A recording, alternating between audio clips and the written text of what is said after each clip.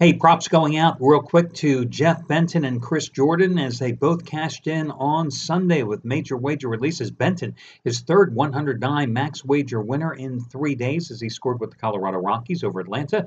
And Jordan hitting his biggest preseason play here of the month as the Chicago Bears won outright over Tennessee. And you got both winners for over half price off. And they both have major wager plays going again today. Benton looking for his fourth 100 dime best bet in 4 days, and Jordan upping the ante with a play twice as strong. His top rated 1,000 star winner, number 9 out of 11, as it's been a great month for him. And they are both discounted again for over half price off, and you can get those discount codes over on the homepage. Hi guys, this is going to be your Monday video report. I've got a complimentary play on the marquee game on the board, Cleveland and New York. That's coming up in just a second. What can I tell you otherwise about today, August 28th? Well, I can tell you there's 125 days left in the calendar year. I can tell you that Shania Twain's turning 52 today, and she looks pretty damn good if you've seen her on TV here lately.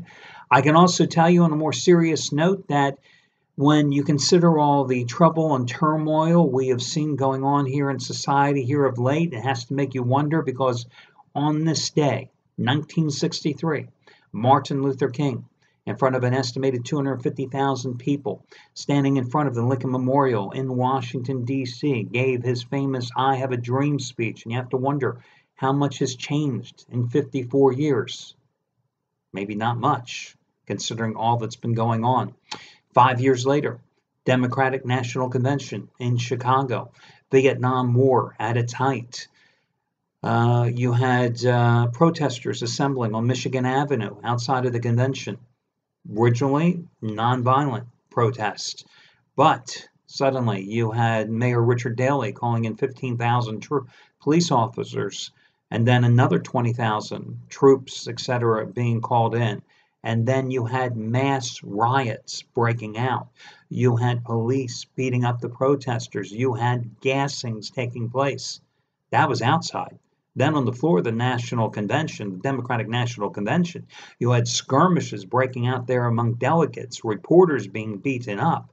It was just a wild scene, but this was different.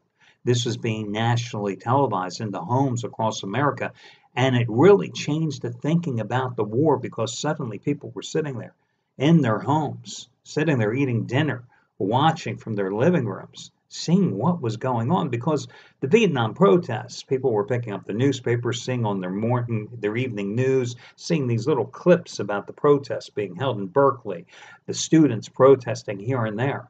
But suddenly you saw these widespread riots being held on Michigan Avenue, and it really did bring a change to society. One more little cute note. In 1964, Bob Dylan, after a concert in Flushing Meadows, New York, met the Beatles for the first time, and vice versa. And after the concert, they went back to his hotel room at the DeMarco Hotel, and he introduced them to marijuana, the story goes, for the very first time.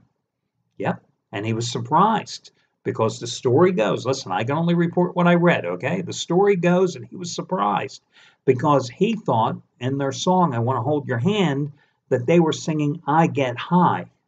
When in reality, the song, actually, the lyric goes, I can't hide.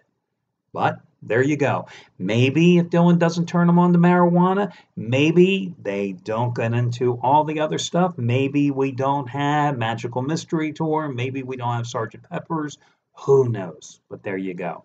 Okay, let's talk about the complimentary play. You have the Cleveland Indians coming off a 3-game sweep of the Kansas City Royals this weekend at home, in which their pitching staff turned in 3 consecutive shutouts of the slumping Royals.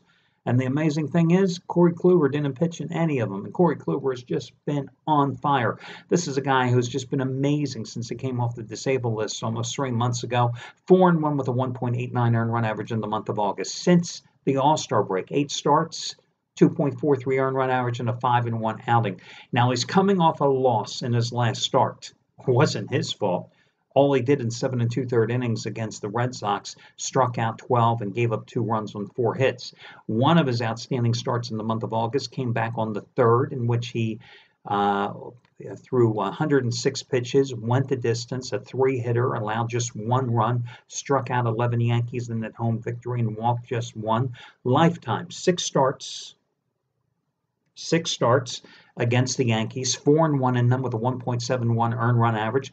3 starts in the Bronx, 2-1 with a 2.25 earned run average.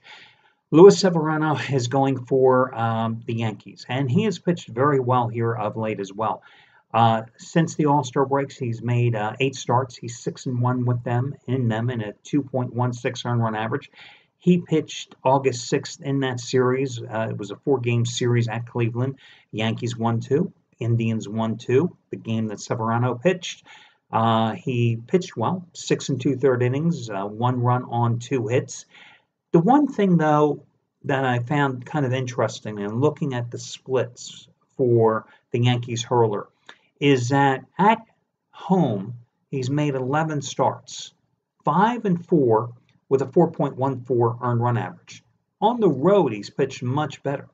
14 road starts, 6-1 record, 2.32 earned run average. The other thing is that although the Yankees are coming off a 10-1 win over Seattle yesterday, it's kind of a misleading score because they put 6 of those runs on in the first inning when Seattle committed 5 errors. Now, the Yankees have won 9 out of 13, but their offense has been kind of shaky. And they are certainly a little bit of a disadvantage because of the suspensions that were handed down because of that brawl they had a couple of days ago with, the Tigers, I believe. Meanwhile, the Indians are on a red-hot roll. They won 13 out of 17. And I just like Kluber because he's one of those money pitchers. And you don't have to pay him on the run line here. I mean, you're getting the Indians at minus $1.05 to a minus $1.10 price here. So I'm going to go with the Indians in this showdown situation here today. And let me just double check the price. Yeah.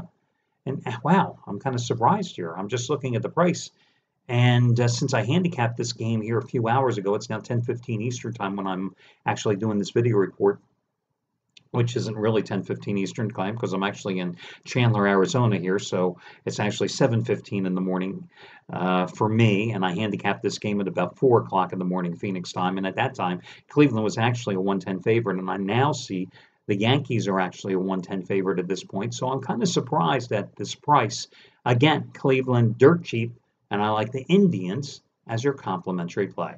Talk to you again tomorrow, guys, when we do this again.